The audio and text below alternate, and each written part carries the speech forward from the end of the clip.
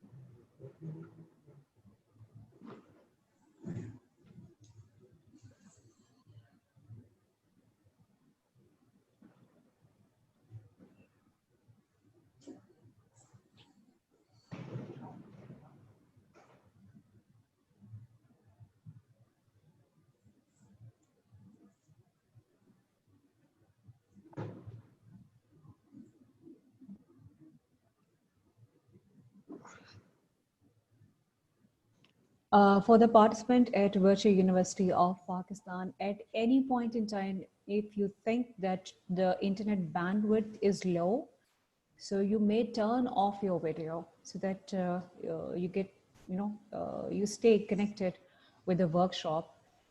So in case, if the message appears that your bandwidth is low, you may turn off your video.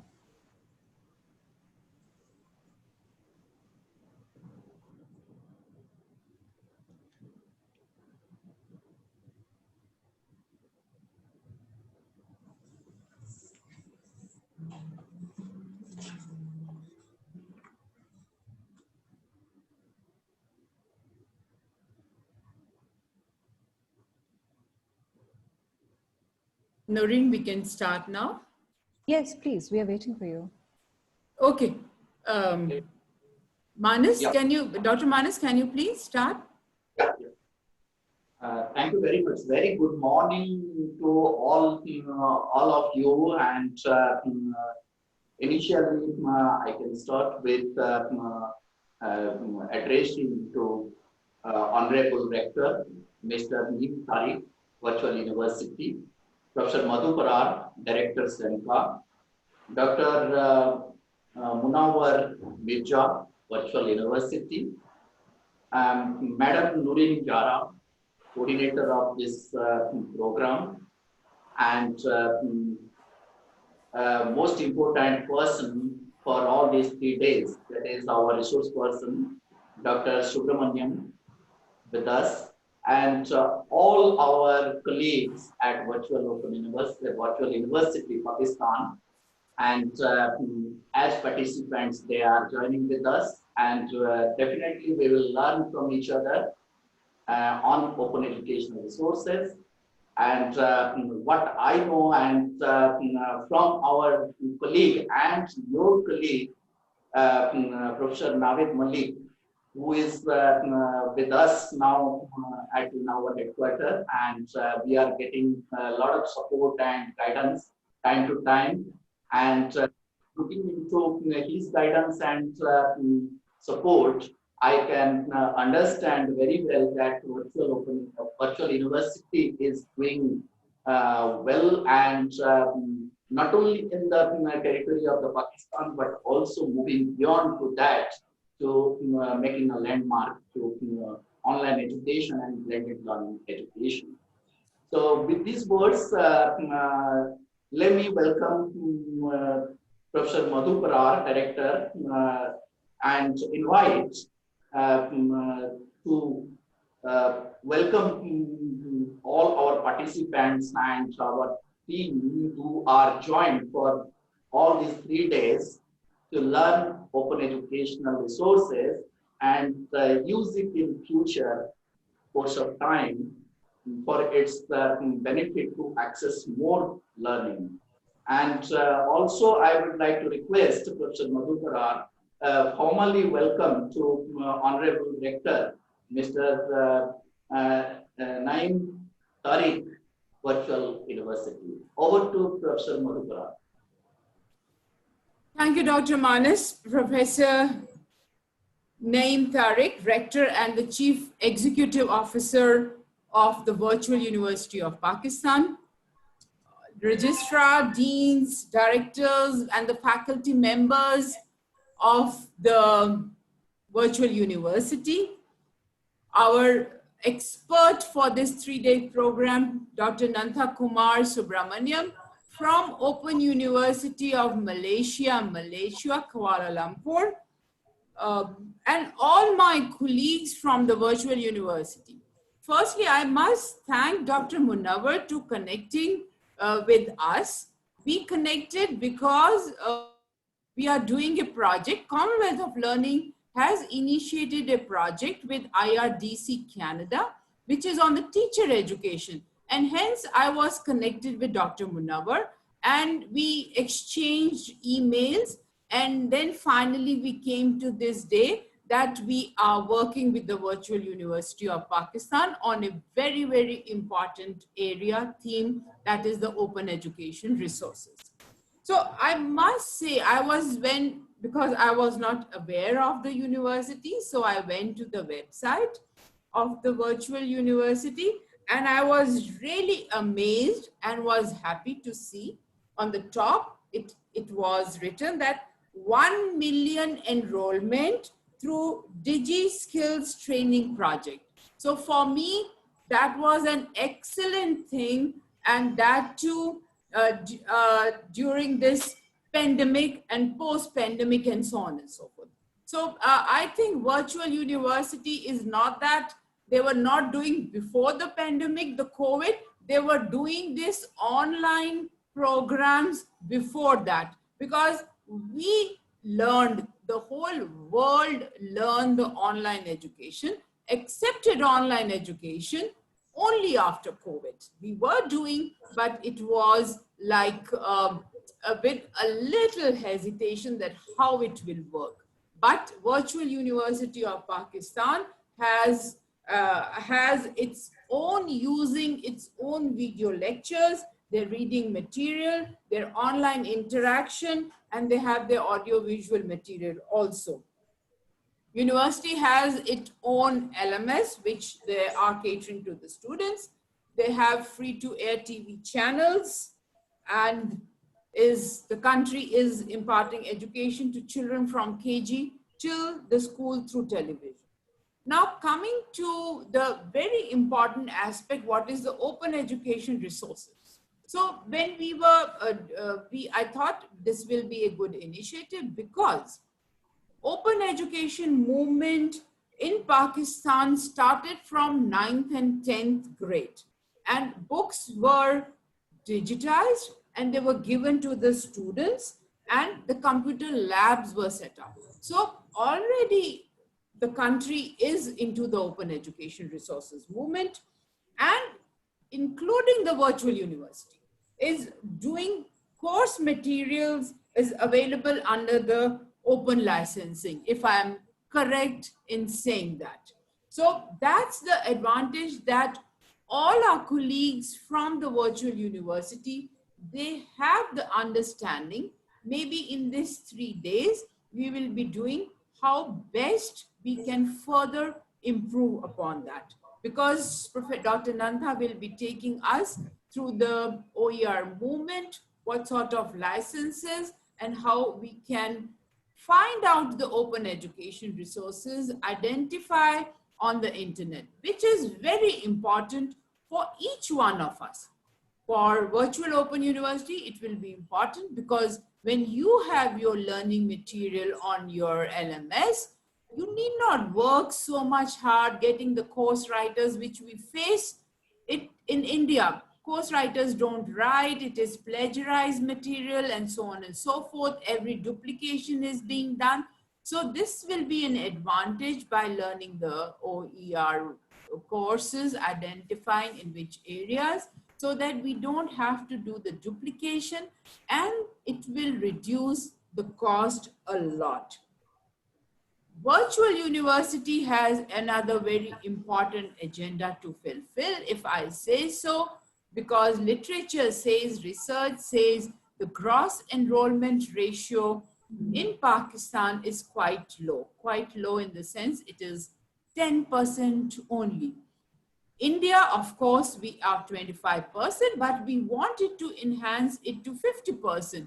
Whereas the education policy of Pakistan, they want by 2025, if I'm correct me please, to 30%. And I think that's an achievement if the country does it. And virtual university has a role to play, which they are already doing, because this achievement can only be through online learning. Formal systems nowhere in the world, nowhere, I will not say in the Asian countries, whether it is Pakistan, Bangladesh, India, Sri Lanka, we cannot do it, or neither the other countries can do it, though countries like Canada, USA, they are very well advanced in the gross enrollment ratio. But we, the three most populous countries, India, Pakistan, Bangladesh, we have to see that how online education can be the new, and using open education resources will be the new thing. Another last important point which I want to mention is that if we make our learning material open education as an OER, if we make our textual material as OER, it will be available, it will be accessed by people, those are underprivileged. And that is what the countries, including Pakistan, is looking forward to. So just to sum up, the last point which is there has already been a baseline study done in Pakistan, which is on the open education resources. It says that students are using OER, but faculty needs to be trained. And hence this training, and I must thank Dr. Munawar to connect with the virtual university, and the virtual university accepted our invitation. SEMCA has been working in two initiatives, education and skills. Under education, we are working with the open universities in India and in the 8 countries where SEMCA is working. So we look forward to many more collaborations with your virtual university and other university. With this, I thank the rector, the CEO of Virtual University for accepting, and to all my colleagues from Virtual University for participating in this 3-day training program.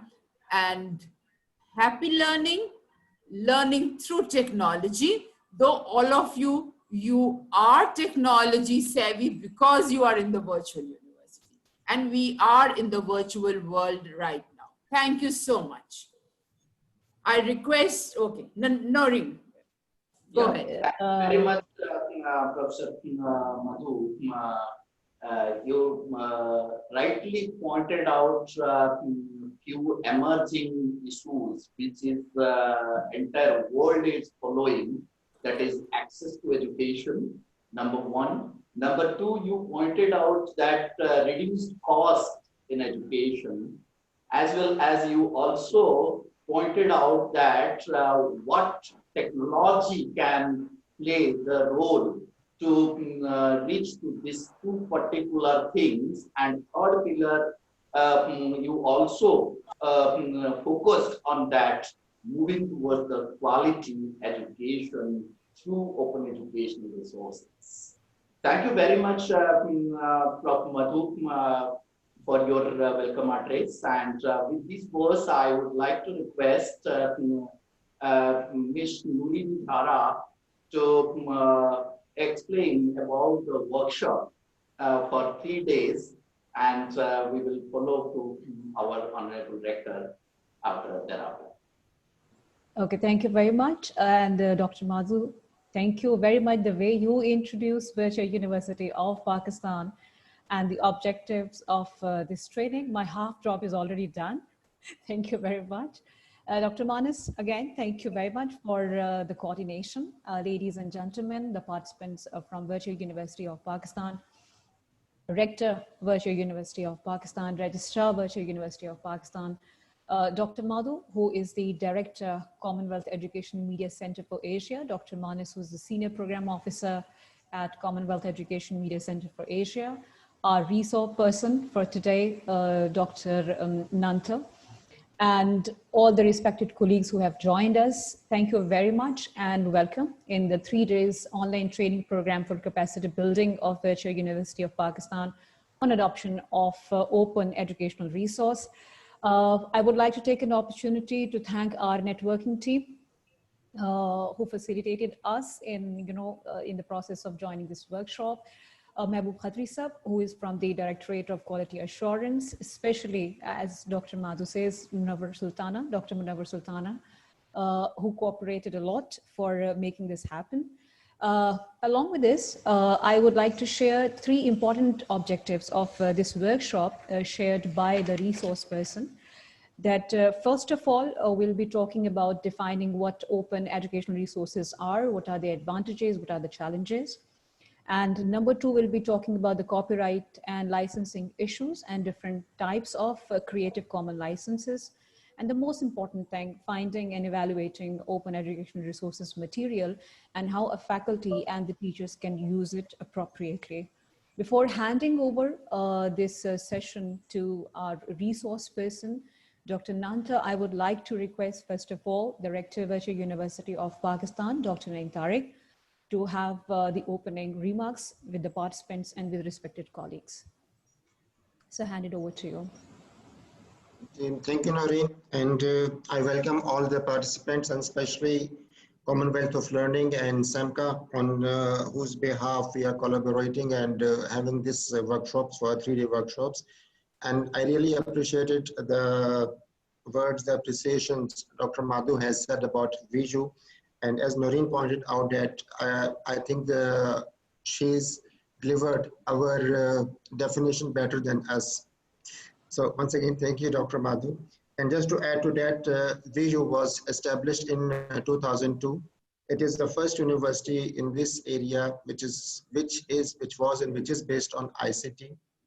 And from the day one, we were virtual, we were online, we were technically using the technologies, all the technologies.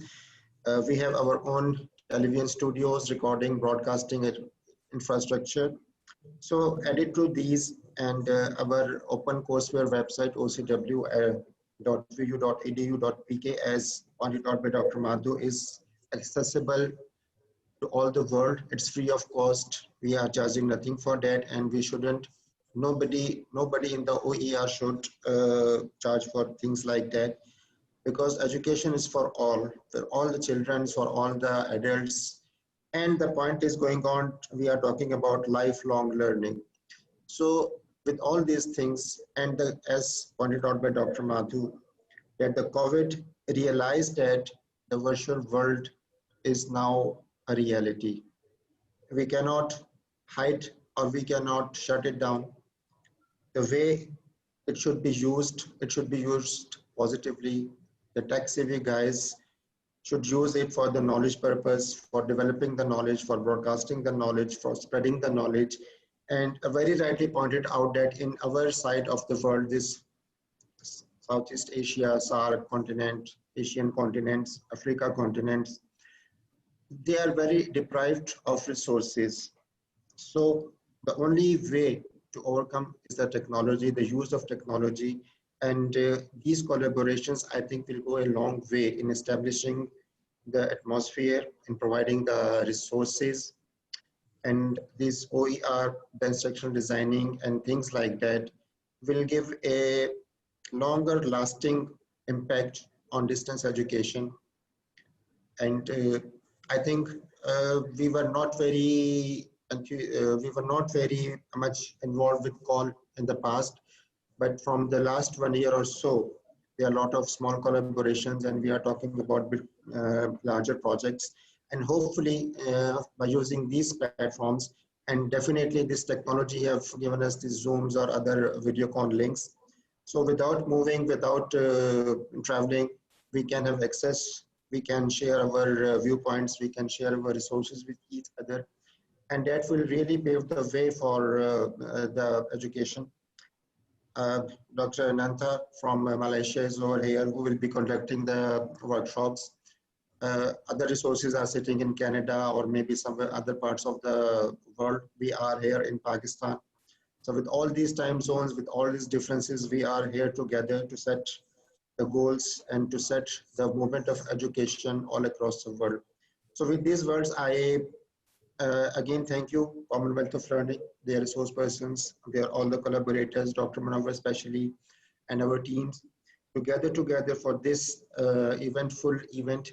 And I hope our faculty will learn a lot from this workshop. And I again am hopeful that this should become a series of workshops over a period, so that all the faculty should be utilized for such purposes and trained for such purposes. So once again, thank you very much to all, and have a nice workshops in the next 3 days. Thank you very much. So thank you very much. Thank you, Professor Tariq. Dr. Madhu, would you like to add something? No, I just want to thank Professor Tariq and his team, and of course, Dr. Munawar, to connecting with all of you. So with this, thank you so much. And Noreen, can we start now our sessions? Because yeah, sure, every day please. we are working only for 2 hours, and Dr. Nantha has a lot to share with us. Yeah, so, sure. Friends, happy learning, and over to Dr. Nantha. Yes, please, Dr. Nantha. He is from Open University of Malaysia. So, Dr. Sab, the session is formally handed over to you. Okay, thank you, Noreen. Very good day to Honorable Rector, Prof. Naim Tariq, Dr. Madhu. Thank you for the insightful introductions about virtual university. For information, I was in Lahore last year attending an AAOU conference, so it was a good conference. So congratulations for the successful hosting of the conference. Okay, so I have prepared slides, for this workshop. So what I will do, I will share the slide now, but when sharing the slide, I will off my video so that it won't distract too much, so they can focus on the slides. Okay, so let me share this screen now.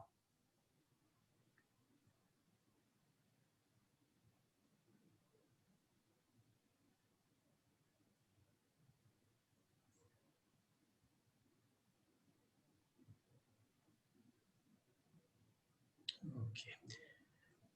Can you view the slide? Yes, yes. Okay, thanks. Okay, so the workshop today is on understanding and using OER. Okay, so this workshop is brought to you by Commonwealth of Learning. This Commonwealth of Learning based in Vancouver, Canada. It's an intergovernmental organization created by Commonwealth of Heads of Government in 1987 to promote the development and sharing of open learning and distance education knowledge, resources, and technologies. And for this workshop, the whole thing is coordinated by Commonwealth Educational Media Center for Asia, or CEMCA. CEMCA is a center established by Cole in 1994 to spearhead the effective utilization of educational media resources for distance education. Briefly about myself, I am attached to Open University Malaysia as a head for Learning Technology Unit. I joined OEM in 2002, so I've been here for almost 18 years. Okay, so I have created this WhatsApp link so that participants can enroll into the group. So that after the workshop, if you have any questions or any inquiries, you always can connect to me. I notice many of you already enrolled into this WhatsApp group. If you are yet to join, what you can do now, just take your phone, snap the QR code, so that you can enroll into this WhatsApp group. This WhatsApp group is very important because there will be a post-workshop activity. It is not compulsory, but you are encouraged to take part in these post-workshop activities. So if you have the phone, just snap the QR code so that you can be enrolled into the group. So I give you a few seconds in order to do that.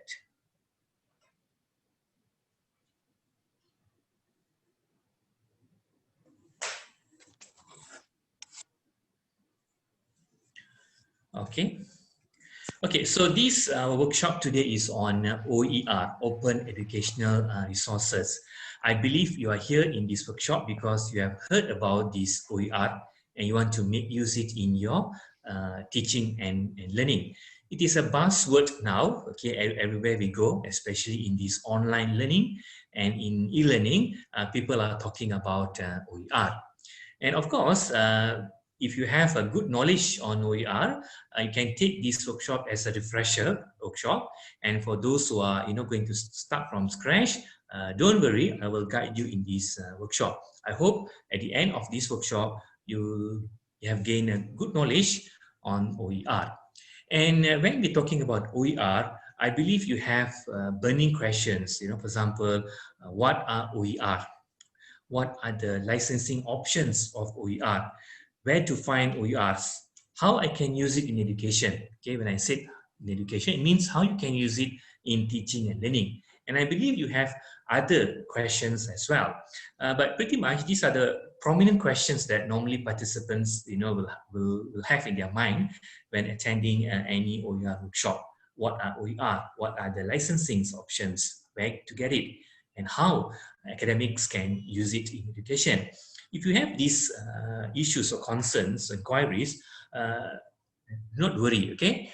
Because it makes sense. Because when we say OER is just not a courseware. You just can't take it and use it. There are few dimensions of perspective that you need to understand. Because when we say OER, it involves capacity, it involves tools, it involves content.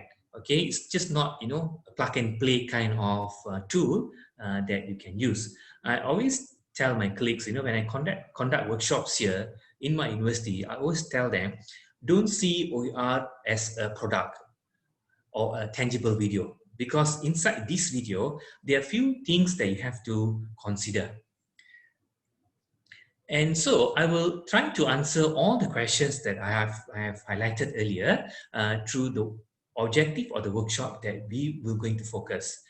Basically, there are three main objectives for this workshop. First, after going through this workshop, you should be able to define OER and to provide the advantages and challenges offered by OER. Second, you should be able to explain about copyright and licensing issues and differentiate 6 types of Creative Commons licenses.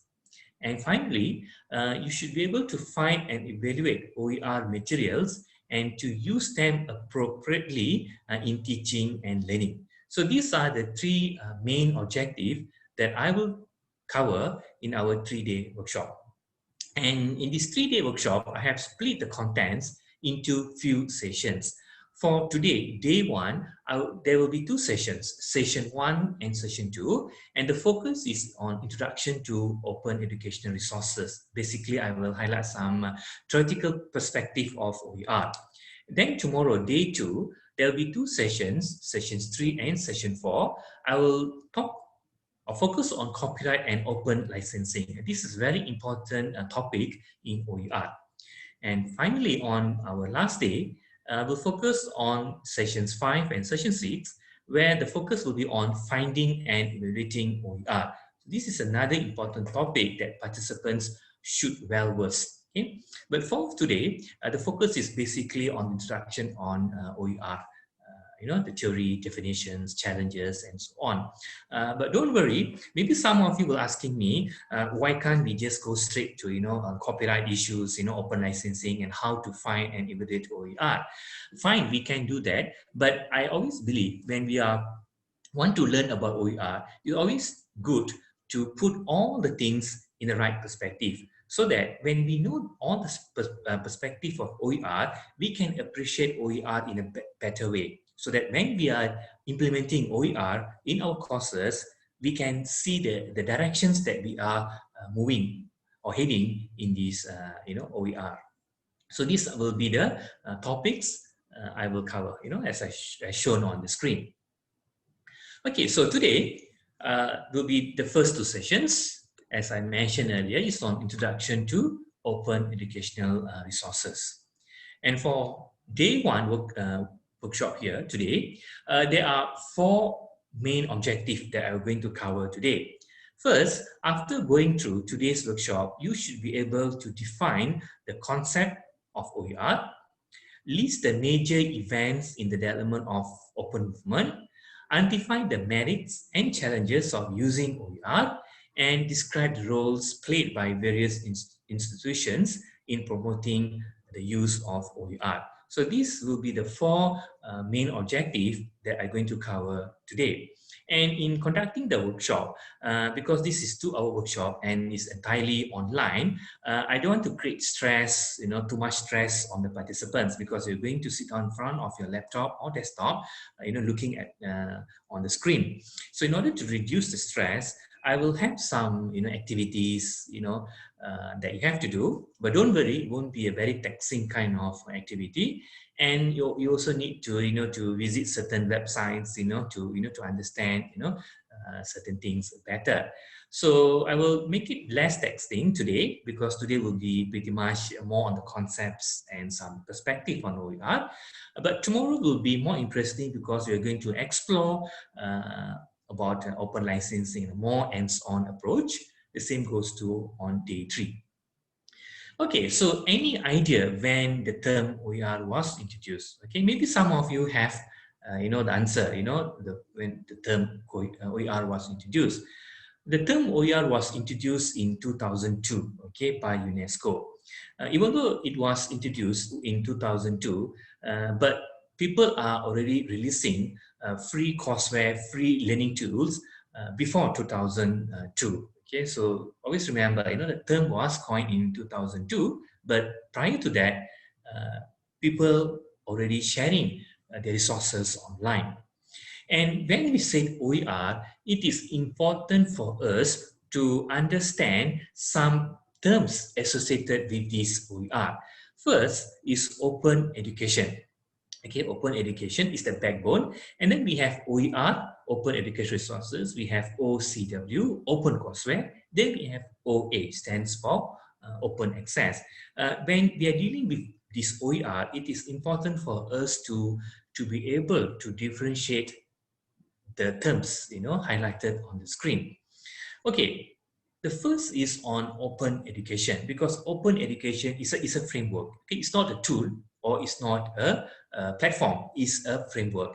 When we say open education, it means education open to anyone, and it is ideally free, and students can try the course before signing up, flexible study times, students work at their own pace, and the courses are available anywhere, and it is not restricted by access in that compound of the school or college, and access to huge amount of study materials and support for lifelong learning, credit transfer, and also the recognition or the accreditation given to that program in the worldwide context. So this is the philosophy behind this open education.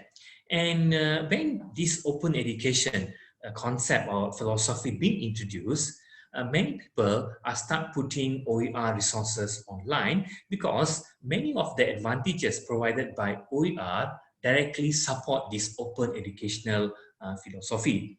So I would say OER, open education resources, is a subset of open education. And before people introduced this open education, OER was there.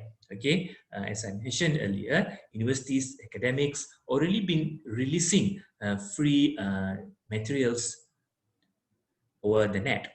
But when the concept or philosophy of open education being introduced, so many people see the benefit of OER. So that's when the adaptations and the usage of OER increase. At the same time, we also need to be able to understand the meaning of open courseware. If you see the literature, open courseware was mentioned as a subset of open education. Yes, it's true. But if you ask me, I will say open courseware is a kind or a type of open educational resources or OER. Because when I say open courseware, it means the party that releasing this open courseware, they will give the entire course for free. They'll give the contents, for example, the videos or the lecture notes. They will give the syllabus. They also will provide the assignment and the exam questions. So they will give it as a package. But when it comes to OER, we don't give it as a package, but we will give maybe the content. Okay, so we're only going to give certain portion of it. So when we give or release certain portions of the material, it becomes an OER. But if you give it as a total package, consists of the syllabus, contents, quiz, and also the syllabus, so it becomes an open courseware. At the same time, there is also another term that we need to understand. It is open access. Okay, open access basically is for us, for academics, it means a unrestricted access to scholarly journals. Nowadays, there are many open access journals that have been established where they give free access to their contents. So these are the three pillars, OER, OCW, and open access or OA that are going to contribute to this open education philosophy, or I will call it a framework. Okay, so I hope you can differentiate between these terms. Okay, so any idea how OER materials look like? Is it, what is given, as a OER? Very simple. When we say OER materials, most of us have a misconception that when it comes to OER, it's only videos, video lectures. Okay, actually no. When it comes to OER materials, it can be textbook, whether it is printed or online. It can be images. It can be a software, or it can be a video lecture. But of course, when we say OER, most of the time, the focus is given on the video lectures, okay, or contents developed via videos. But that makes sense because nowadays people want to learn from videos. If you go to any MOOCs course, the backbone of any MOOCs course is video, okay, because people like to learn from video. We just on the video and we just listen to the lectures given by the instructor. But always remember that when we see OER materials, it can be in any form, and whether it's online or printed. Okay, so on the screen is an example of OER in the video format. Okay, any idea how OCW or Open Courseware materials look like? Okay, so you can go to this website shown on the screen. If you find it difficult to type, what I will do, I will share this link in the chat area. Okay, let me go back to the chat area.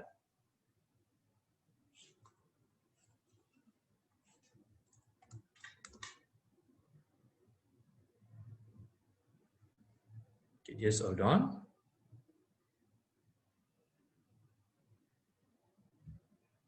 Okay, so I have stopped my sharing. Okay, let me go back to my chat area.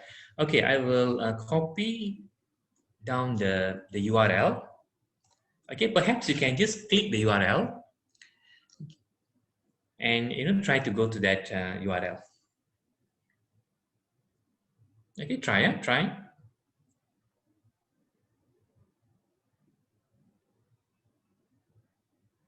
Okay, in the meantime, I will go back to my slide.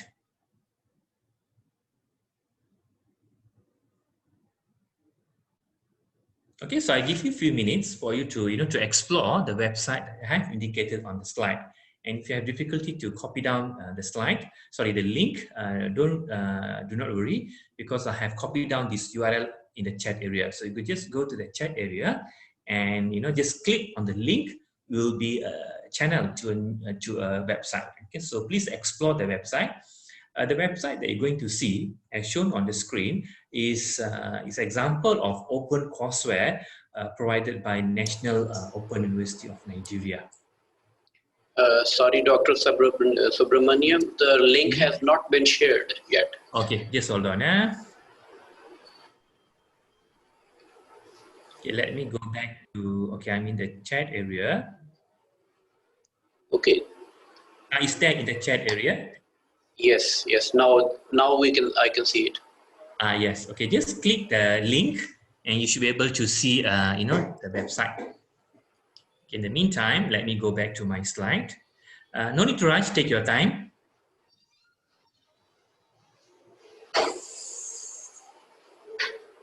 Just spend a couple of minutes, just to explore the contents available there. Okay, so I will go back to my slide. Okay, so you should be able to see the website of National Open University of Nigeria, where they have shared, their contents and the syllabus. Okay, you can take a couple of minutes, just to explore. Okay, no need to rush. I won't make this workshop very taxing, as I mentioned earlier, because we are online. So we make it, in a very cordial and, no need to rush.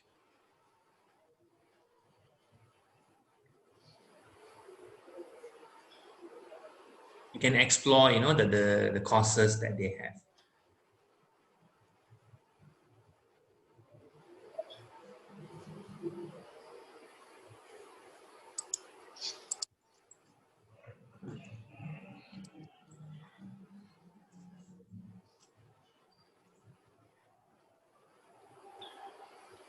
I have browsed through their website a few times, and I'm really impressed with the contents that they have. It is not in the format of video. Most of their contents are in it's a text-based. It's the form of module. It was well written and very good syllabus that have been incorporated into the into these textbooks. Sorry, into this module.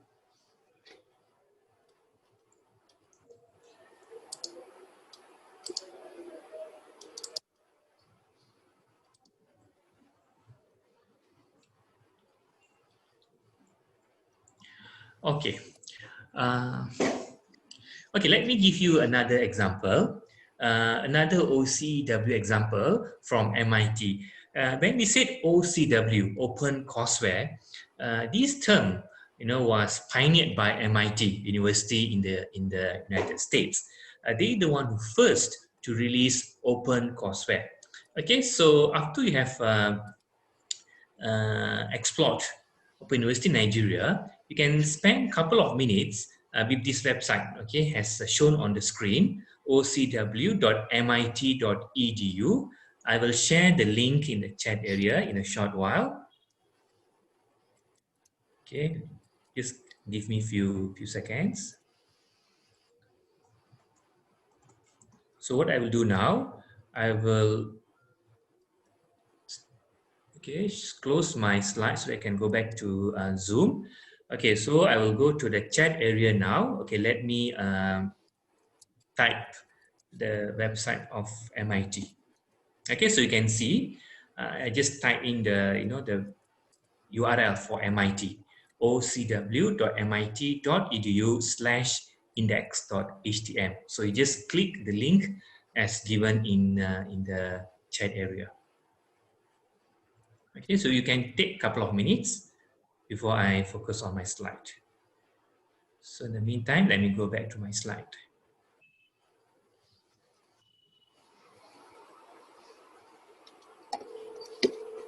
Okay, so just to recap, you're now exploring two websites. One is from National Open University of Nigeria. Another one is from MIT. Both is on OCW, Open Courseware.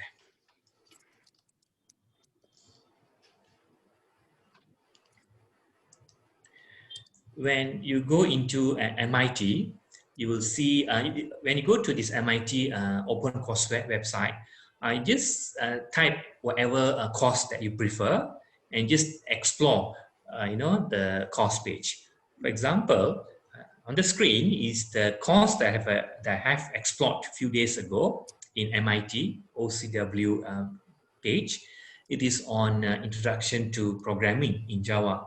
So in MIT, whatever syllabus course contents presented or used by the instructor to their students in MIT are shared here in this platform, and it is free, and we can reuse their contents.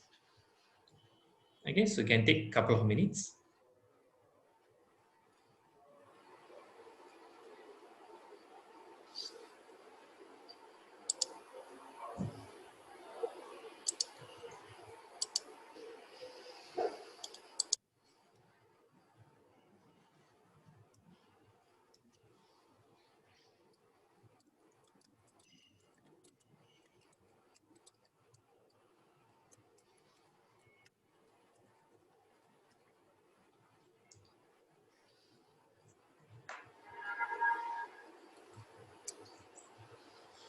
Okay, so I believe all the participants are exploring the website. Okay, so what I will do now, okay, perhaps you can on hold first. You can come back to my slide. Okay, you always can explore later after the workshop. Okay, so let me explain about this the page that's shown on the screen. Sorry to interrupt you, Dr. Subramaniam. Yes. Virtual University has also developed its OCW. I have shared the link in Yes. the chat box. Yes. And Okay. you can always refer to that also. Yes. I'm about to say that because I was told that Virtual University has their OCW. Okay, let me go back to the slide. Yes, I can see the OCW from Virtual University.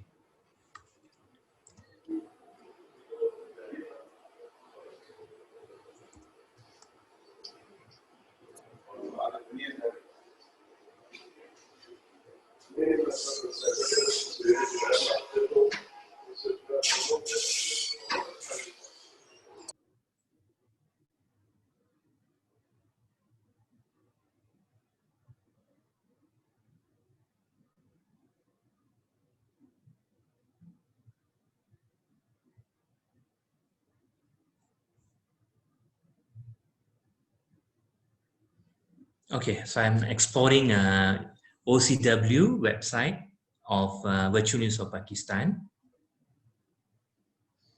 Okay, so you have few courses here, not few, a lot. Okay, let me go into computer science.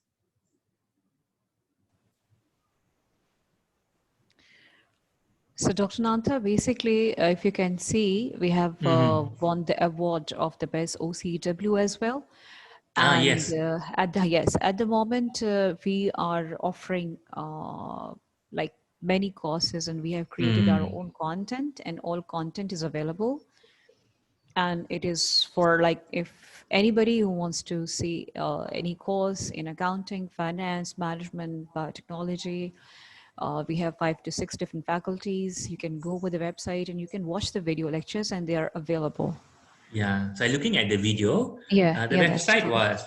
was nicely done, very user friendly. Yes. And the videos are loaded into YouTube, if I'm mistaken. Yeah, it's YouTube. Yeah. So it is an open access. So Yes. Yeah. You have the reference books, course yes, overview. we have the reference books and even the course objectives, the course complete course outline. Even sometimes we make it available, the different kind of assignments or practice activities, just, the learners can do to check or evaluate their own learnings. So we have uploaded quite kind of study material for them. Yeah, there are a lot here. Yeah, Yes. very nice. So basically, when we say open courseware, basically is OER itself. Because most of the time when I do workshops here, and the participants thought OCW and OER are two different things. Of course, there are differences, but both are free tools, free materials that can be shared with others.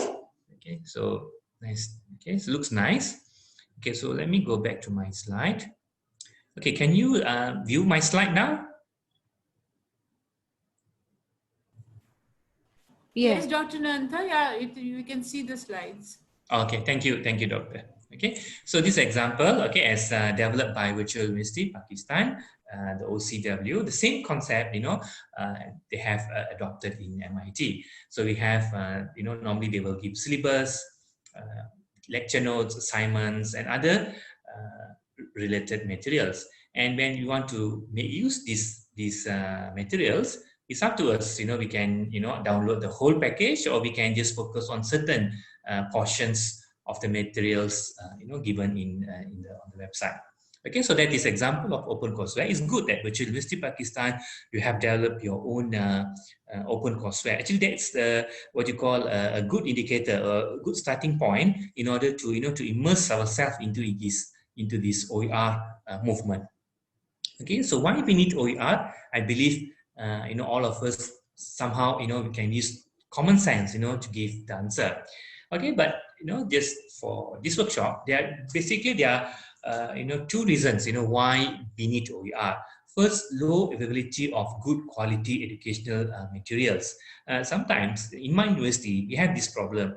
We have a very good professors, very good academic staff, but I mean, they can do a wonderful teaching, but when it comes to writing the content, they find it difficult, to write, because not all professors, the experts, they can write, they can convert whatever in their mind, the experts, the expertise into a tangible book. So so in my university, we have that difficulty. Even if they manage or willing to write, they will take months or perhaps years in order to produce a good material.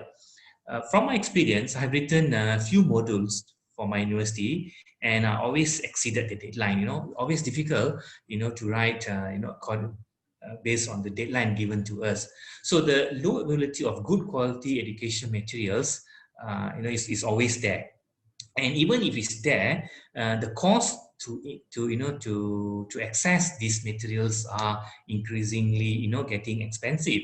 I still remember when I was doing my degree many years ago, when I want to buy a textbook from United States, it cost me 30 USD. That was many years ago. But the same textbook, the reference book, now is more than 100 USD. And you can see it's getting very expensive. And nowadays, the number of scholarship or financial assistance given to the students are decreasing, due to the budget constraint. Nowadays, most of the governments are, operating under very tight budget, and they can't afford to give scholarship or financial assistance to the students. So students find it difficult, to purchase good reference books. So that's where this OER comes into the picture. Okay. Okay, so let us look at the definitions of OER. There are many attempts being made, to define OER. Different authorities, organizations, they have tried to define OER. But I'm not going to share all the definition. Let me take two definitions from established organization. First, from Commonwealth of Learning. Okay, according to Commonwealth of Learning, or COLE, OER is materials offered freely and openly, and they are free and openly can be used, and adapt for teaching, learning, development, and research. One thing good of definition from COLE is very flexible and very open. And we also have another definition from UNESCO. Okay, according to UNESCO, basically when we say OER, it means teaching, learning, and research materials in any medium, digital or otherwise, that reside in the public domain or have been released under an open license that permits no cost access, use, adaptation, and redistribution by others with no or limited restrictions. Okay, there is the term limited restrictions. Tomorrow, when I focus on open licensing, you will understand better the meaning of limited restrictions. Okay, so this is the definition given by UNESCO.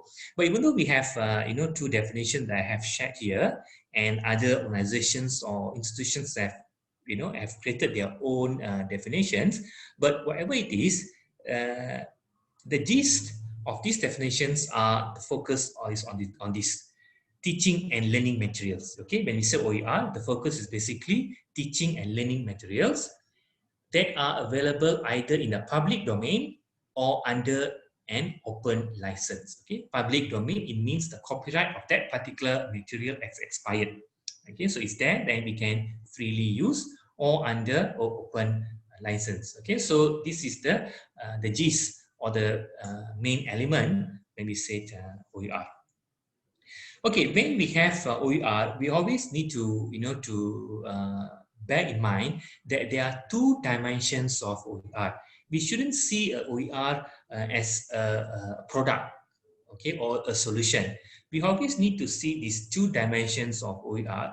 One is pedagogical, and the second one is digital. Okay, so these two dimensions are very important for us as academic when we want to adopt an OER material. First, pedagogical, because when we say pedagogical, the content need to match our syllabus. And when it comes to ODL or virtual learning, we have the curriculum and we have the students. And the way we communicate the syllabus or the curriculum to the students is through resource. That's why they call it OER is a kind of resource-based learning. So when we have this resource-based learning, so the instructional design and the pedagogical construct will come into the picture. So whether you're going to produce OER materials or you're going to use an OER materials, we have to see the pedagogical perspective into the OER. We have to make sure the students will gain from this OER. Another aspect is the digital. Okay, this makes sense because the whole materials are being put in a digital format, is being digitized. So we need to understand certain technological aspects of OER. For example, how you're going to readapt, revise, or retweak the contents. You have the what you call the skills in order to do that. Okay, so these are the important two dimensions that you always need to bear in your mind when you are producing or consuming an OER material. Okay, so before I proceed, okay, let us check, do some quiz. Don't worry, there's no marks, just for your self-assessment. Whatever question that I'm going to ask here in this check your progress one, basically what I have mentioned in the previous slides. Okay, what I will do, I will share the link for the first quiz. Okay, so I will stop the screen. Okay, let me share with you the link.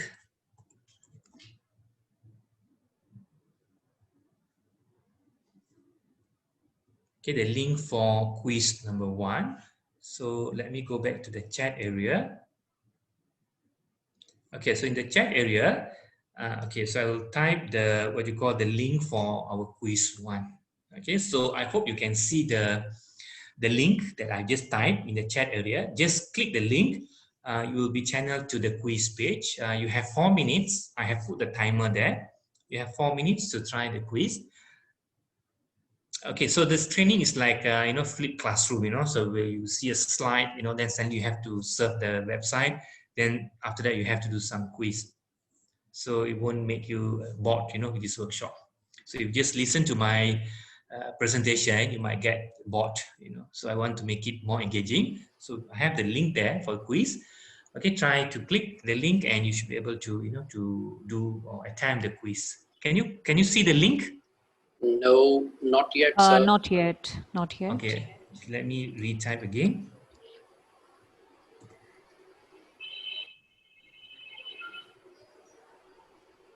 Can you see the link now?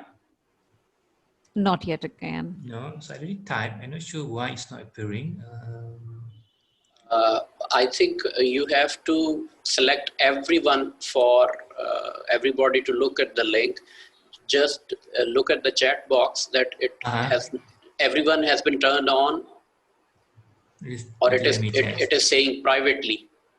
Okay, I can see privately here. No, Okay, no. then Just okay, It just has to be to click the everyone. drop down menu and click everyone. okay, let me explore. Okay. Dr. Subramaniam, where there is 2 written, you have to click the down arrow Mm-hmm. and select In the, everyone so that everybody should be able to see it. okay. So in the chat area, is it in the chat area, Yes, doctor? it is in the lower side or at the bottom of the chat area where you type Uh-huh. your messages. Just above that, Yeah. there is written two, and against that will be a down arrow. Okay. Okay, I can see down arrow. Okay. Yeah, yes, correct. I can see. And you click to Yes. everyone. Now, Yes. you have shared it. Now you have Okay, shared. thank you. Thank you, doctor. Okay, so just click the link and you should be able to, to go to the quiz page. There's a timer. I set 4 minutes. Okay, so try to do the quiz. And there's a Okay. feedback. There's a feedback towards the end.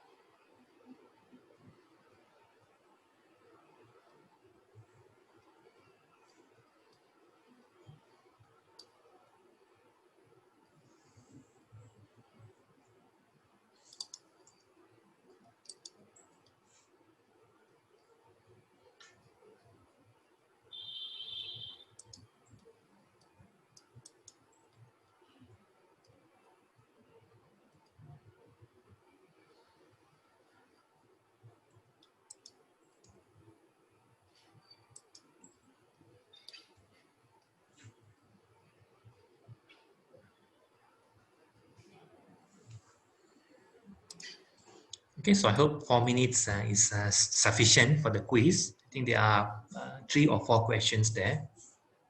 Yes, it's more than enough. Uh,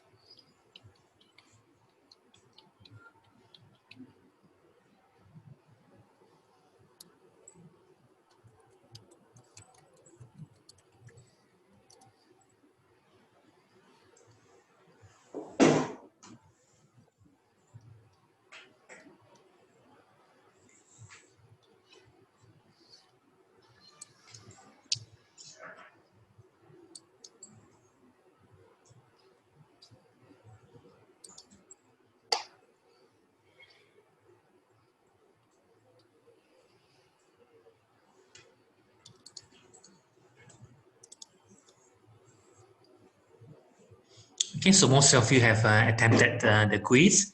It's very straightforward, it's not high level questions, very basic questions.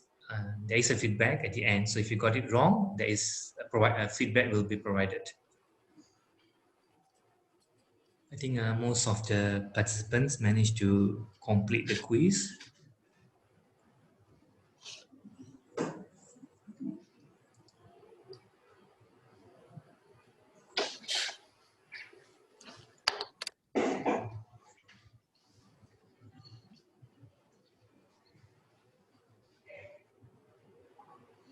Okay, so I can wait for another 1 minute before I proceed with my slide.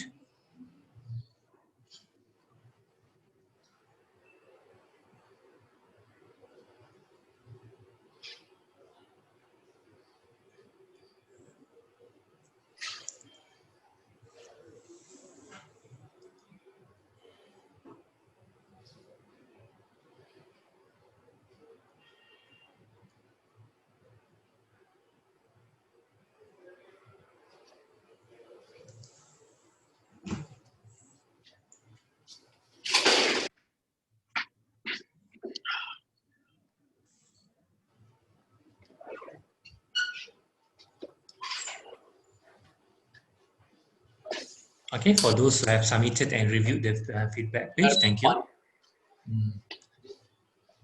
I think we can proceed. Or maybe a few more seconds. I think most of the participants have completed the quiz.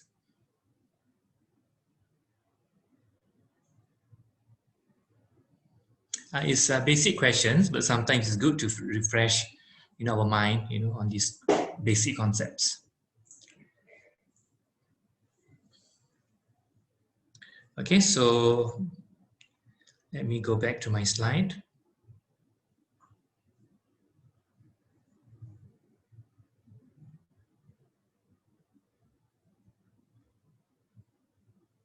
So we're doing a quiz 1, the links given.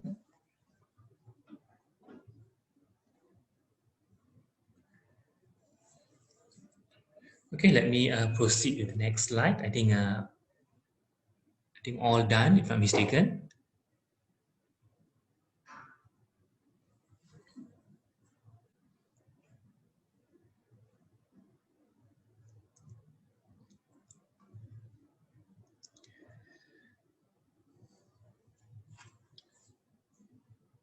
Okay, let me proceed with my slide. Okay, so let me talk about benefits of OER. Okay, nowadays we can see a high level of usage, when it comes to OER adoptions, because the benefits that are provided by OER.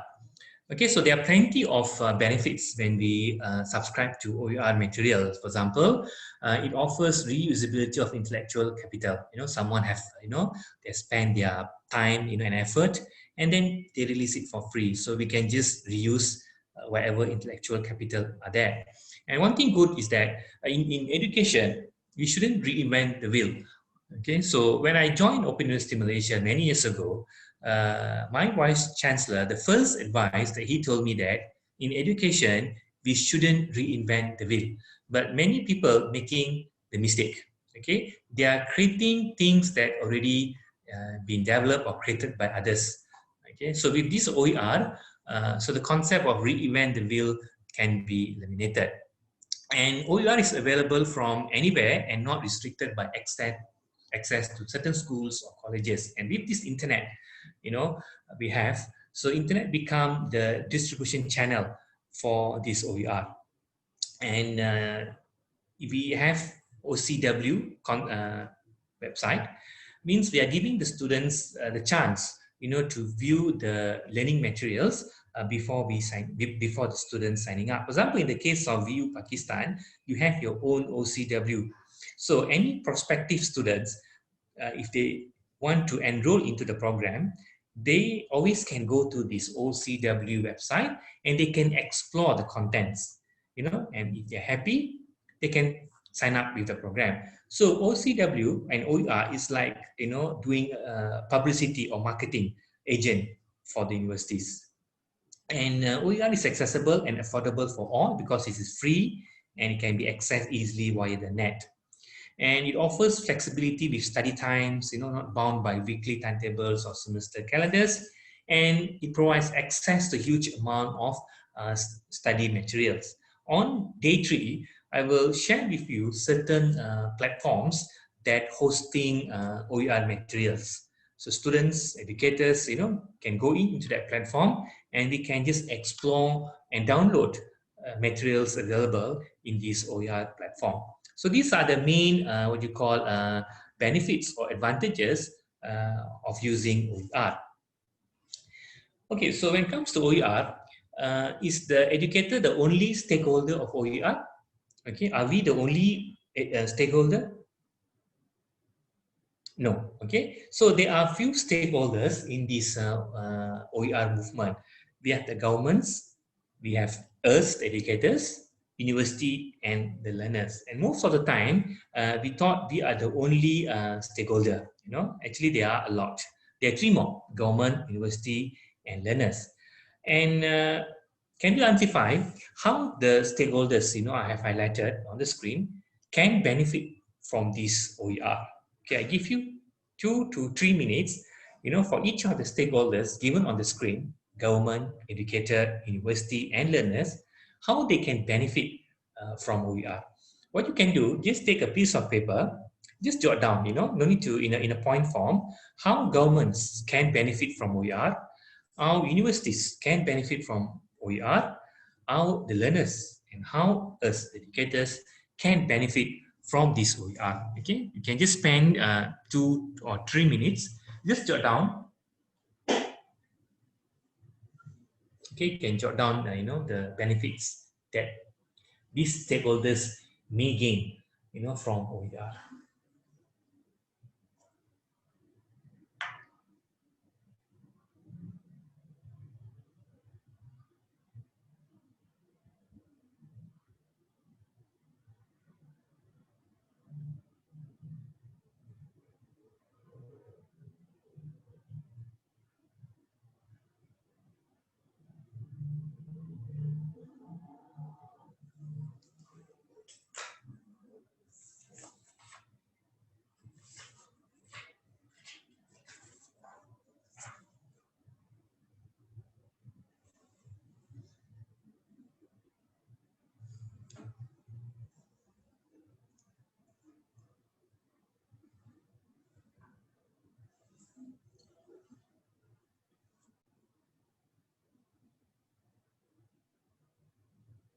Okay, so let me share some of the points. Okay, so from government's perspective, there are plenty of benefits, government can achieve through this OER.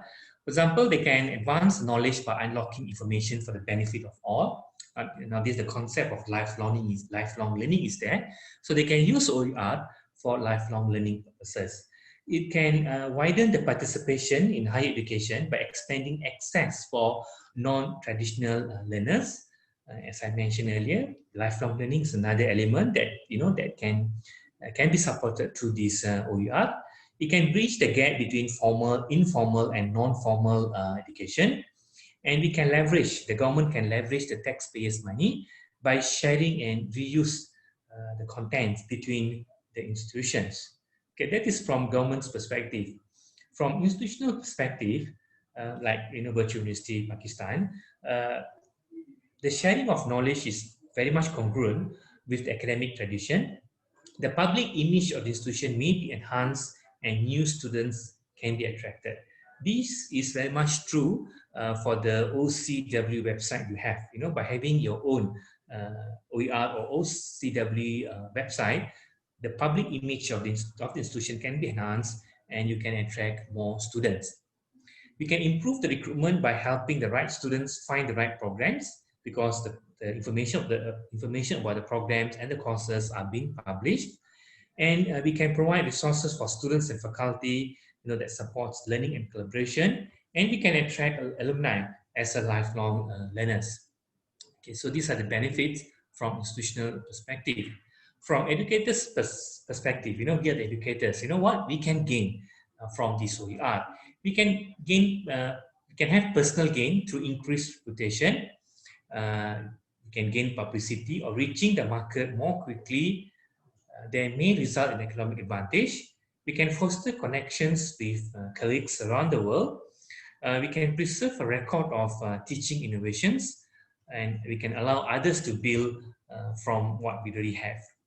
And we can leave a legacy, our own legacy in these materials. And from learners' perspective, and an independent learner who has access to the internet, they can access material from the best universities in the world. And OER can promote informal learning.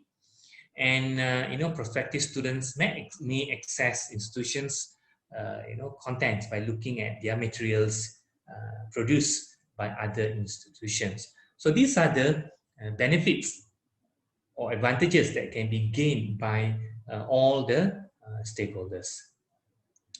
Okay, let us look at on history and development of OER. Okay, if you ask me, what are the two factors that that has contributed to the progress, the tremendous progress of OER? There are only two. Okay, two factors. One is popularity of internet, because internet become the distribution channel of these materials, and also the ability to copy and distribute the digital contents.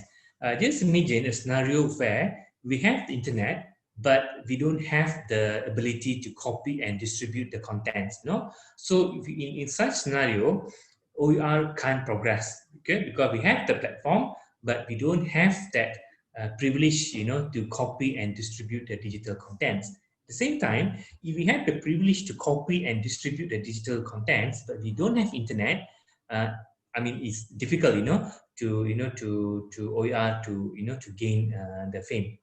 So by having both for the internet and also the freedom given to us, to copy and distribute the digital contents through this open license mechanism, these are the two main factors that lead to the tremendous progress of OER.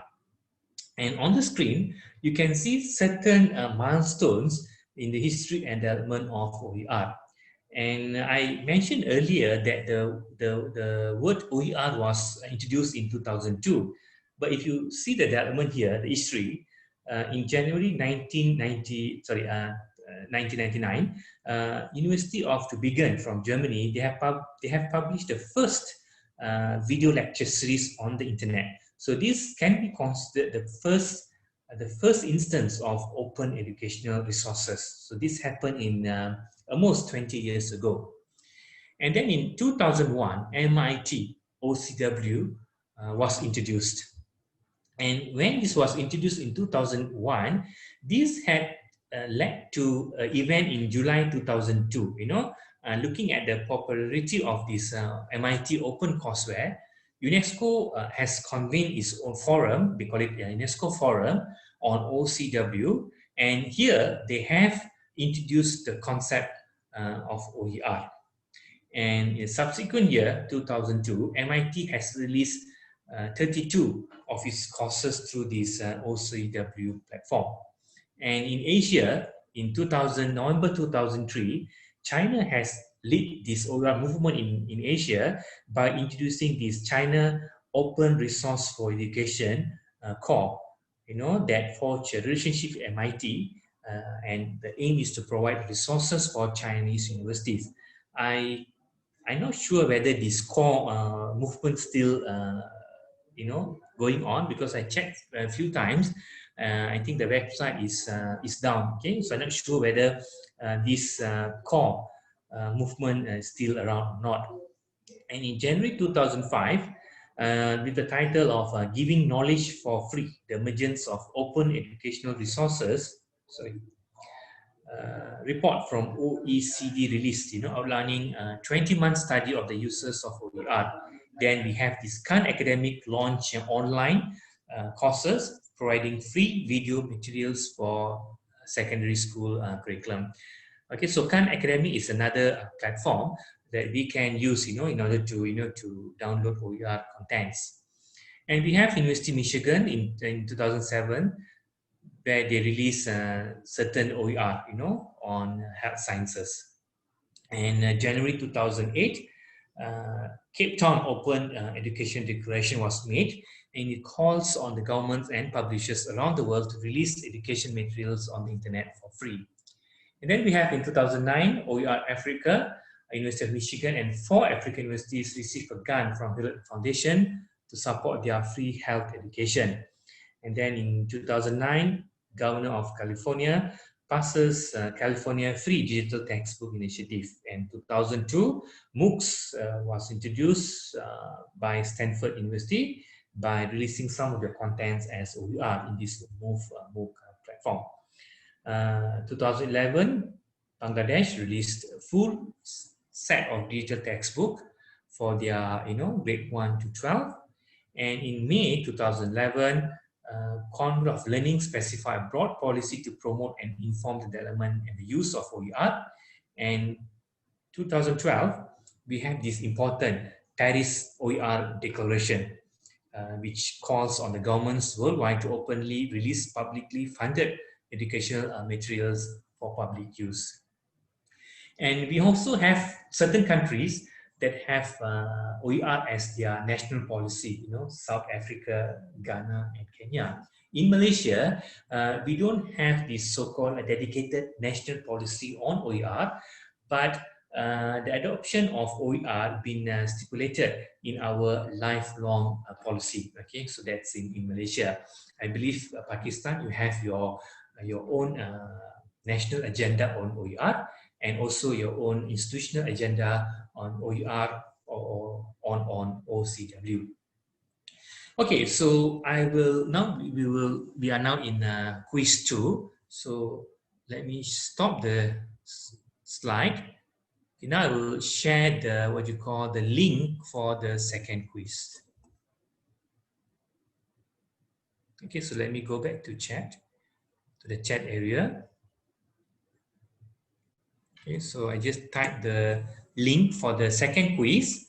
So you can click the link. So you have again another 4 minutes to attempt the quiz. Okay, just click the link. I believe everyone now can see the link. Yes, the link is available to Okay, everyone. thanks. Okay, just try. It's basically on the concept that I have touched in my previous few slides.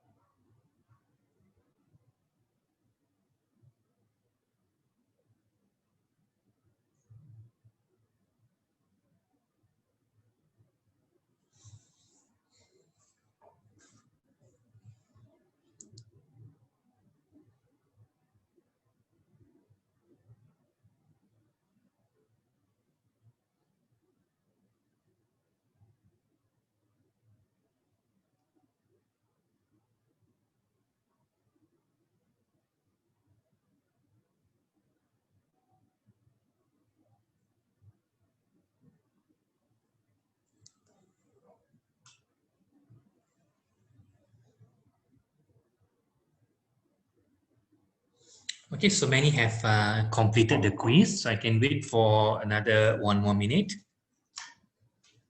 In the meantime, let me go back to my slide.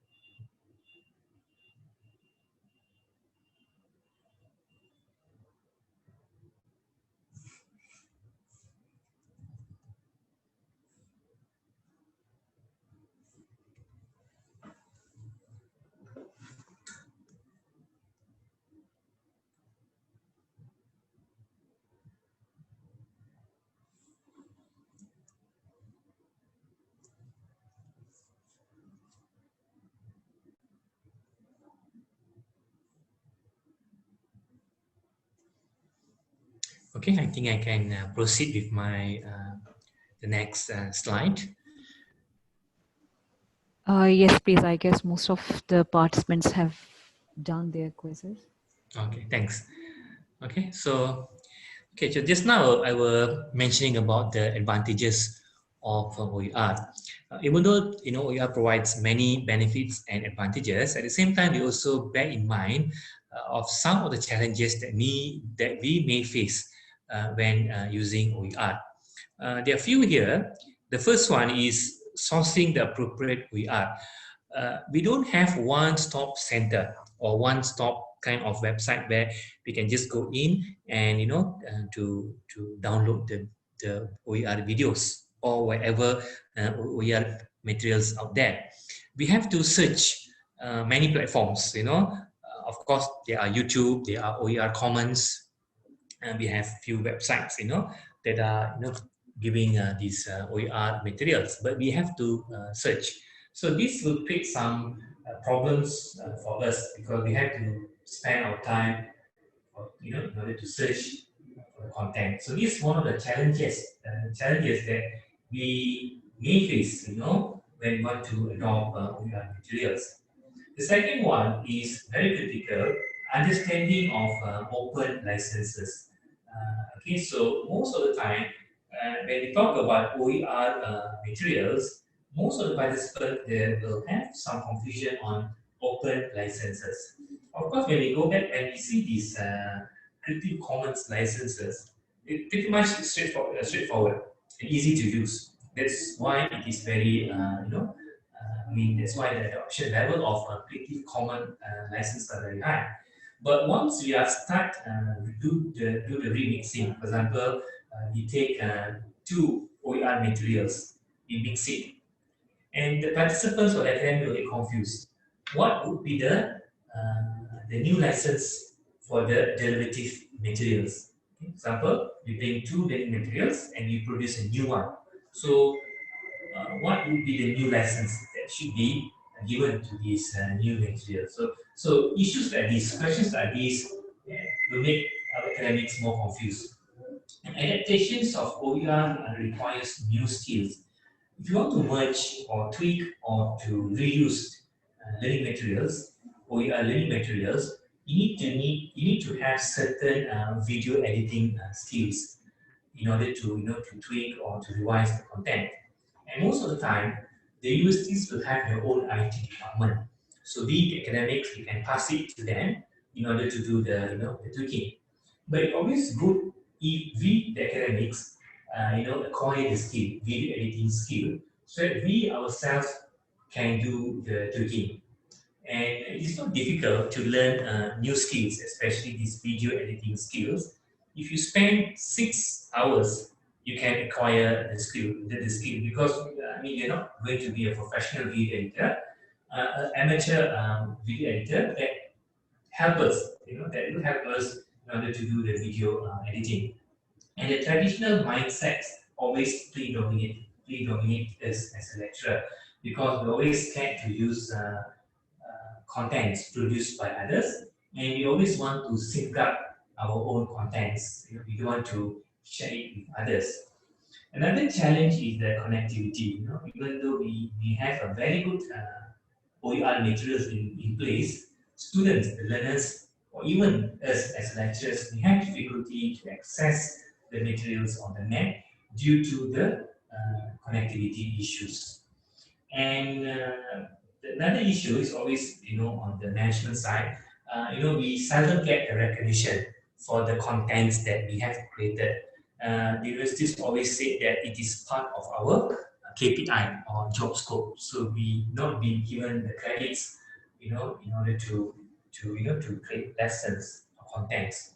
And when we create less contents, it means the number of contents that we may make it OER definitely will become less. So these are the challenges that we will face when we want to adopt OER. But we can overcome all these challenges. For example, sourcing appropriate OER. There are few established platforms. So we can just focus on that platforms, including YouTube. YouTube is It's a very good platform in order for us to to search OER materials. And in fact, if you go to YouTube or even Google, there is a feature that enables us just to search for OER contents. Okay, so I will teach you tomorrow. I will show you tomorrow how you can use YouTube in order to access OER contents, and also how you can use Google in order to search for OER contents. Okay, so understanding open license is always an issue for most of us. I will touch this tomorrow. New skills, the skills basically the video editing skills. For perhaps in the future you can have one workshop on video editing. And traditional mindset. This one we have to change. It comes something that it is in ourselves, inside us, and we have to change. And nowadays, most of the countries, they have improved the internet connections, and you should be able to get a good internet connection. So we can overcome, along the way, we can overcome the challenges.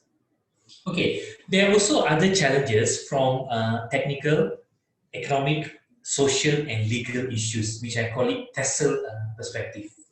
Technical, economic, social, and legal issues. Okay, I'll give you a couple of minutes, perhaps 2 or 3 minutes.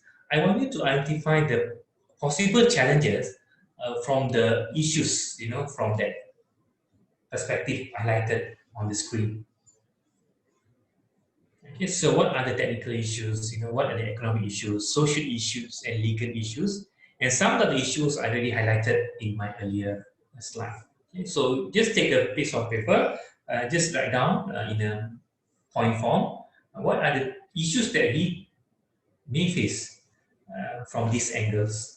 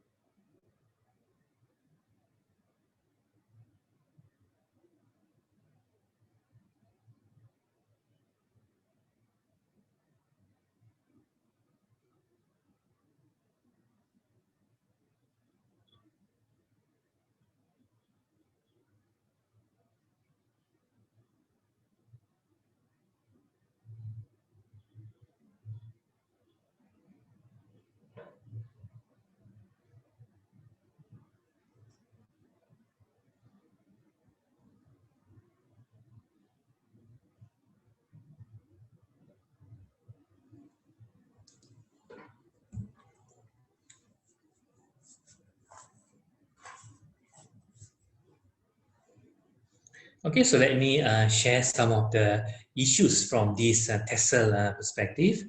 Okay, so technical, okay, as I mentioned earlier, there are a few technical issues, lack of broadband, interoperability, metadata standards, economic issues, lack of resources to invest in broadband, and difficulties in covering costs for developing OER or sustaining an OER project in the long run. And we also have social issues, for example, challenges are absence of technical skills, and unwillingness to share or give away intellectual property, unwillingness to use resources produced by someone else, who are going to ensure the quality of the open contents, a lack of time to produce shareable materials, and a few more things. When it comes to legal issue, the licensing and the copyright, to understand, how this copyright mechanism works is always an issue from a legal perspective. So these are the issues, from technical, economic, social, and legal side. But as an educator, it is sufficient for us to, to overcome the issues that I have highlighted earlier, especially sourcing appropriate OER, understand open licenses, to have skills, to adopt or to adapt OER materials, and also to change our mindset. So the first, if we can overcome the first few challenges highlighted on the screen, it means we are on the right track, in order to produce and also to consume OER materials. Okay, so this is third quiz and the final quiz for the day. Okay, so I will share the link for this final quiz.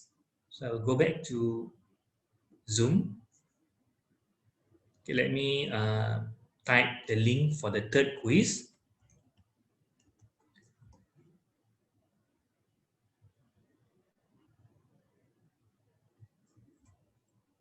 Okay, so I just typed the link for the third quiz. As usual, just click the link in order to access the quiz page.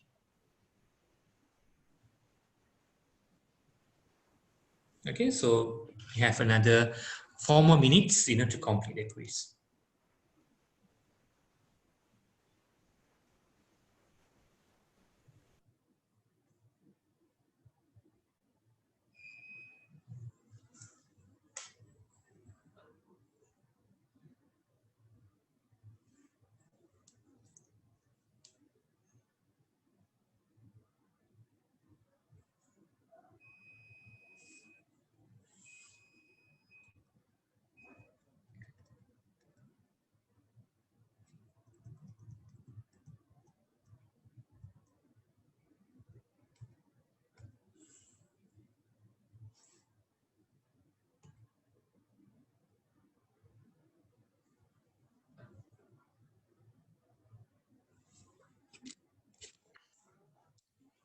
Okay, there's a message from Dr. Said Salman saying some issue with my voice. Can you hear me?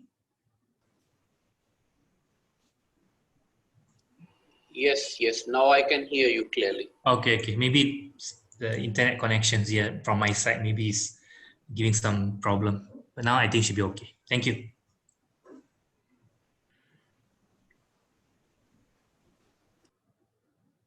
Okay, so I just posted the link for quiz number 3 in the chat area. Just click the link in order to attempt the quiz.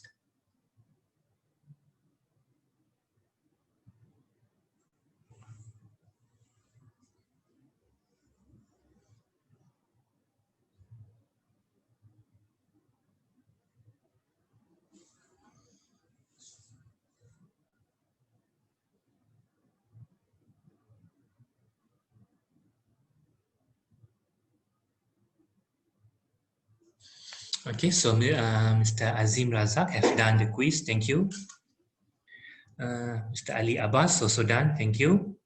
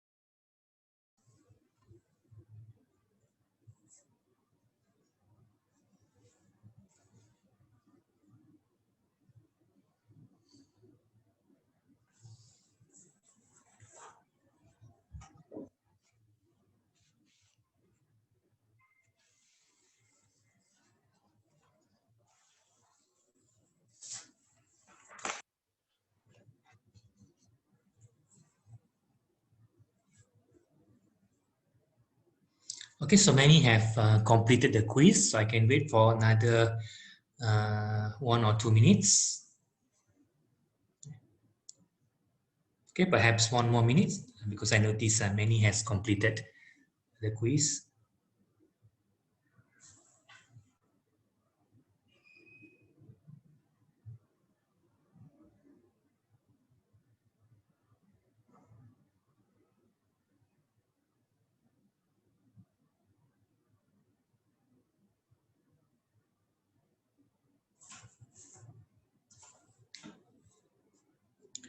Okay, so I can start to open my slide.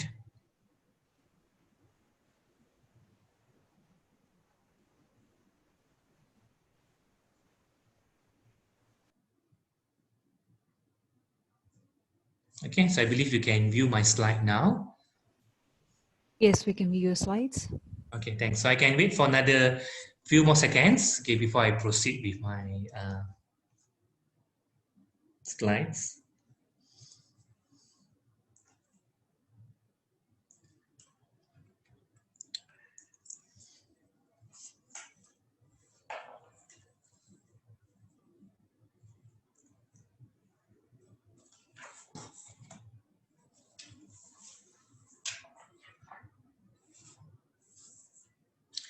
Okay, so I believe I think all the participants have completed the quiz.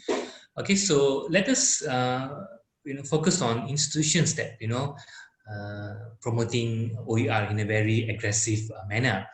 Of course, there are many institutions, organizations into this OER, but two really stand out. Okay, one is Commonwealth Learning. Commonwealth Learning has for many years been at the forefront of OER movement. They have facilitated numerous initiatives. It was the first IGO or intergovernmental organization to adopt an open license for all of its publications. In fact, COLE encourages the governments to officially recognize the importance of sharing OER through policy development. And also, COLE has developed several resources on OER to build teachers' capacity and develop teaching and learning materials as OER. In fact, many resources are available on its website and also on SEMCA website. If you go to COLE website, there is a platform with the name OCS. They have plenty of resources there. Perhaps it could be one of the platform that you can use, in order to do research on OER. Another body or organization that really into this OER is UNESCO. And their role became very prominent when they had this Paris OER Declaration during this World OER Congress, which was held in 2012. So they had this so-called Paris OER Declaration, and it was a very significant step for OER, especially in the development of national policies supporting OER. This declaration from UNESCO, they have 10 points that encourage the governments to contribute to the awareness and the use of OER and to develop strategies and policies to integrate OER in education. And in 2013, UNESCO, they have adopted an open access policy for all of its publications. In fact, UNESCO is one of the bodies that really, promote OER and open access. So these are the two institutions that really aggressively promoting OER. They also have some significant projects or milestones on OER. One is Oer Impact Map. This is to, for us, the user, to understand where OER are having an impact globally. This OER Impact Map was researched and built by OER Research Hub, which provides a visual reference regarding both positive and negative impacts. They have themes such as policy change, student impact, improve access, and so on. And they are also using this platform. It is also possible to drill down to specific region, country, or site, to monitor specific OER impacts. And this is good for research, for those educators doing research on OER, especially on the impact of OER on learners or on the institution or on the country. We can use this. But I noticed the website is down. But if you know how to use Wayback Machine, it's a tool in there in the Google. Just go to Google, just click Wayback Machine, and just type OER Impact Map, so you can access to the archive sites, because I noticed the current site is not available, but we always can go to the archive site through Wayback Machine. And there is another project from Open Learn. The platform is Open Learn from the Open University. very good platform. I believe the participants from VU Pakistan well versed or aware about this. This short course, basically they're offering a short course, whatever courses from Open University Hong Kong, Open University UK, they have tweaked into a short course into this platform, Open Learn. So on this Open Learn platform, courses are offered free of charge, but they are not facilitated by a tutor. So while we may get access to their rich contents, but we won't be able to interact with the instructor. But anyway, it's a good platform for us to explore their contents, especially if we are developing new courses, new curriculum. This Open Learn is always a good platform for us to to explore. And they also have another one, OER University. In short, they call it OERU. And this OERU is an education platform offering a number of MOOC type, university level course and programs. They have course levels and also programs levels materials. And there are numerous academic partners and a growing list of courses which offering courses, in fact, as part of credit, that can be that prospect can enroll into this program. And this initiative is useful for users looking to, for further study. So these are some significant projects, focusing on OER,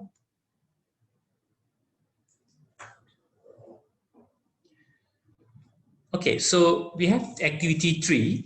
Activity 3 is to explore the following OER platforms and to discover the courses provided by them.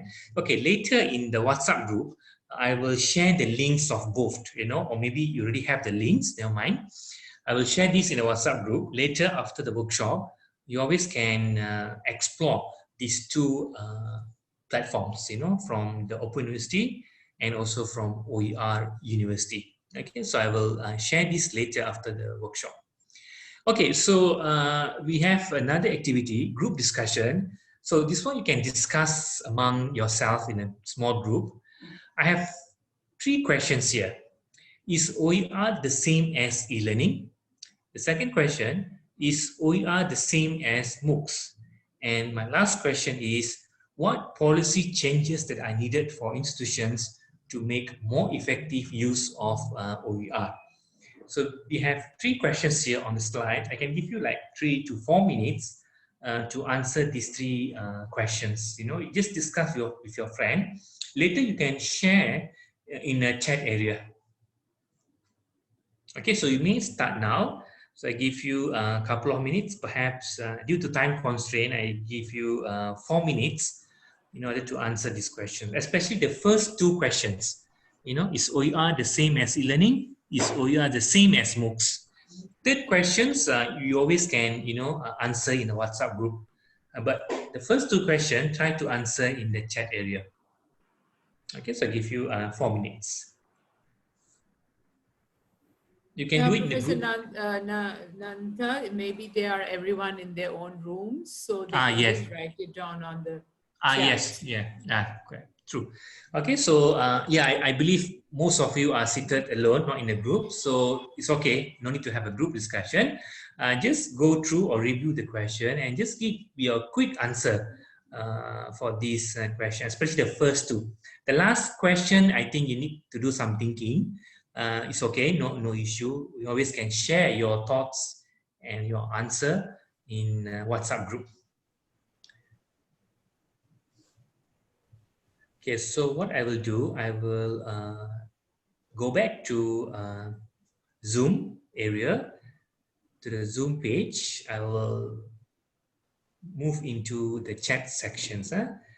Okay, so Dr. Said, Dr. Said has posted his answer. Okay. Yes, Dr. Nanta, if the participants are, because first 2 questions were really very important, so it is much appreciated by the participants that if they are leaving. Oh, okay. So you want me to go back to the slide? in the chat box a few comments so that we can have a small discussion on it. Yes. You want me to show the slides again? Yes, I want you to give just 1 to 2 minutes to the participants, if they can leave their comments in the discussion session, and you can comment on that. Yes. What Okay. is Thanks. your opinion about it? Okay. So you can see the questions. Just focus on the first two questions.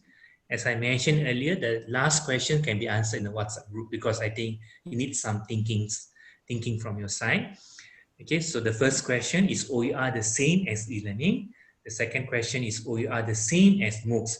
I purposely asked this question because when I conduct workshops here in my university, people always mix up OER, e-learning, and MOOCs. So that's why I purposely asked this question because I want to get feedback or answer from participants from VU. Okay, so I believe you have. Yes, we received one very brief comment by Javed. Okay. Okay, so there is a question. Okay, the answer is here. Okay. From Dr. Said, OER is not e-learning, nor MOOCs. From Mariam Ahmad, OER is not e-learning and not MOOCs. Okay, there is a elaborative answer from Jawaria Nizam. Thank you, sir, for this elaborative answer. OER is not synonymous with online learning or e-learning, although many people make the mistake of using the terms interchangeably. Openly licensed content can be produced in any medium, paper-based, text, video, audio, or computer-based multimedia. Okay, MOOCs and OER are not same. Yes, you're correct. Okay, so the answer given by Jawaria Nizam is correct. Okay, always bear in mind e-learning, MOOCs, and OER, these three terms are three different things, Okay, for example, when we take e-learning, or online learning. When we take e-learning, we can have OER as part of e-learning. Because when we have e-learning, we can have few services inside this e-learning. For example, we can have forum, we can have module, and we can also have OER content. So when we have e-learning, so OER can be one of this component inside this e-learning. Okay, how about MOOCs? MOOCs basically a platform to deliver online courses. No? So inside the MOOCs, we can have OER materials or we may not have it. Okay, so it's not an issue. So always remember OER, e-learning, and MOOCs are three different things. But we can bring OER into e-learning. We can bring OER into what you call MOOCs platform. Okay, so always bear in mind these three differences. Okay, it's always important for us. And Dr. Rahmat Shah also provided the answer. Open educational resources compared with MOOCs. The second difference is coverage. OER offer individual teaching materials and less than curriculum units and courses, while MOOCs are complete course with supporting materials. Yes, MOOC is a complete course with supporting materials, and we can use OER in the MOOCs platform. Okay, so I think pretty much we can gauge the difference between the terms. Okay, for the last questions, we can deliberate in the WhatsApp group. Okay, because the WhatsApp group will be available until 15 October. In fact, we can extend it until end of the month if there is a very active participation from the academics from VU. Okay, so let me go back to my slide. Okay, I believe you can view my slide now. Yes, it's visible. Okay, so I hope later after the workshop, we can have a very constructive and fruitful discussion for the point number 3 or question number 3. Okay, so we have come to the end of session 1 and session 2, almost time. And let me just recap some of the key points or summaries for today's session. Okay, so always remember OER are digital as well as non-digital educational materials. It can be online or it can be paper-based that can be used, copied and distributed free of charge and without permission from the creator. But however, depending on the licensing restrictions, they can be adapted to suit different contexts and users. So I will focus on this tomorrow, okay? To which extent you can tweak or revise the content, or whether the particular OER materials can be changed or not.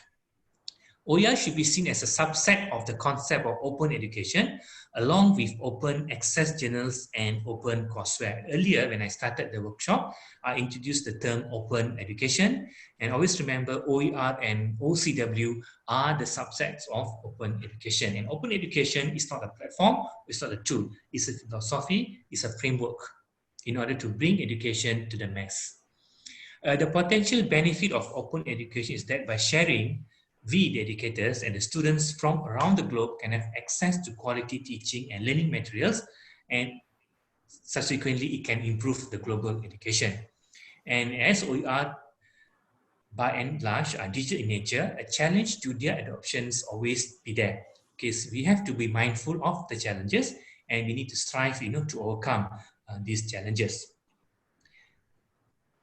Okay, so adoption of OER is growing and has been gaining momentum since 1999, when the first university video lecture series were released on the internet free of charge.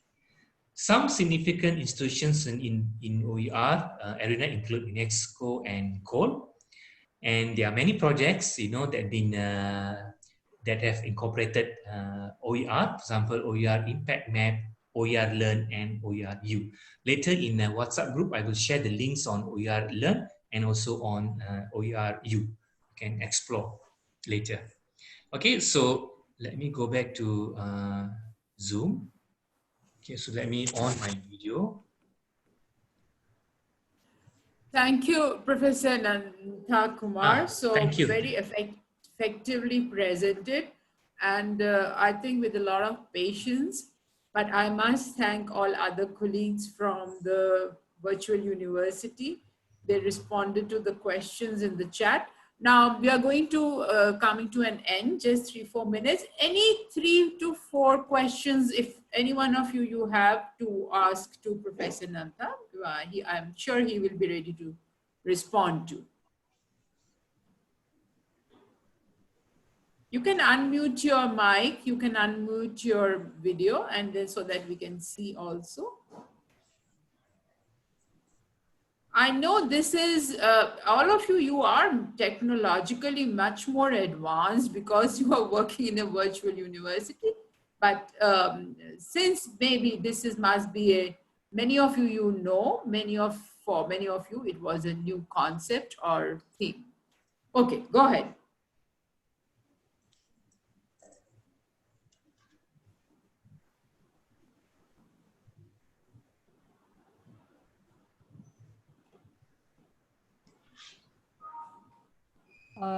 Yes, the participants from Virtual University of Pakistan, you may unmute your mic to ask the questions directly from Dr. Nanta, or you may drop your question in the chat box. Yeah, they can use the chat box also. Yes, we're running out of time, so we need some quick questions, if there is any. Today is a basic, I just touch on the basic contents, because to put things in the right perspective. Tomorrow we will explore some important concepts, especially on open licensing, and also how we can, use it in a very effective manner. Okay, we have not yet received any questions. Basically, yes, you're very much right, Dr. Nanta. Our faculty is actually very well equipped with the concept of open educational resources, and we conducted the conferences on OER as well. We hosted the conferences as well. So it's kind of a very good refresher for all of us. Yes, we have one question. Question is from Mehboob Ahmed Khatri. Don't you think that the issues of the copyright is there in OER? Okay, because if we use this open licensing system, we can overcome this copyright issue. Most of the time, we face a dilemma on copyright, even in OER, when we try to mix a few OER materials having a different licensing scheme. So that's when we will end up with some issues or problem, and that's when this copyright issue comes to the picture. But if you're using this OER with this Creative Commons license system, I think shouldn't be a problem. Okay, I will explore more on this tomorrow. Yes, Dr. Manas, Dr. Madhu, and Dr. Nanta, we have requested for tomorrow's session recording, if you guys allow, because tomorrow's session is really very important. Yes. As I've heard that our faculty is very well equipped with this concept, but tomorrow's session, which is about the licensing and different types of licensing, it is extremely very critical. Yes, very important. So Yes. I've dropped the message that the recorded video will not be shared for any commercial purposes. It is for the quick reference of our faculty. We are looking forward for tomorrow's session, because for all of us, it's something very important, very critical regarding the licensing. So if you guys allow, you please let us know. There is a last question, and then we will, and very important, Dr. Munawar has asked that question, so we will take that question from her. For sure. Yes, Yeah. is copying from OER is plagiarism. No, if you use the right, let's say if we have OER, which only state, you just attribute, no problem. We can, reproduce, we can copy. But if it state no derivative, so, but you try to copy and redistribute, then that's wrong. That's against the licensing system. But if there is no such clause there, we are free to tweak, to redistribute the content. Hope I answered the question.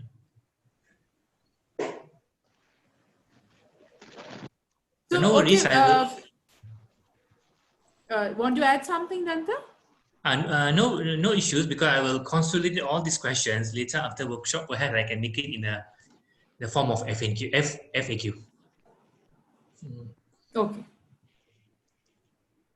Okay, so friends, we have come to the end of this 2-hour workshop. Again, I repeat, many of you are much more advanced and aware of open education resources, but this was just a first day refreshing the concepts.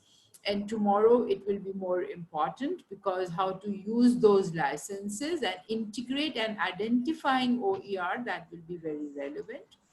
We look forward to tomorrow and day after.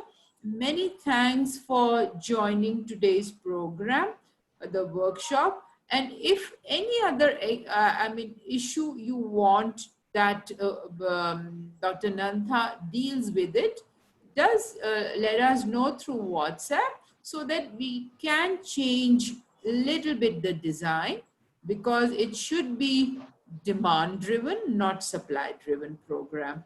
So anything, if you want, we can change a little bit.